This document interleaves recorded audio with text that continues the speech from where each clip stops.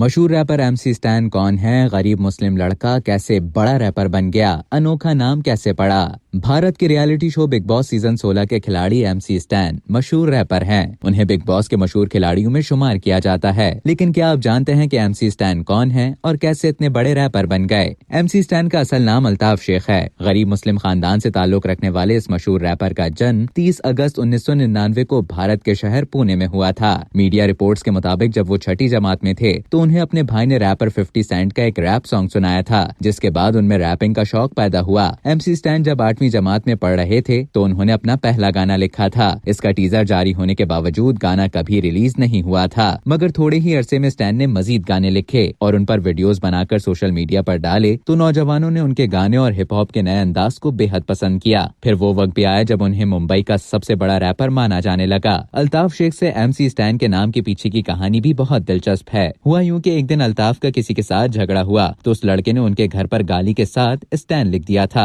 अल्ताफ ने वो लफ्ज अपने नाम में शामिल कर दिया।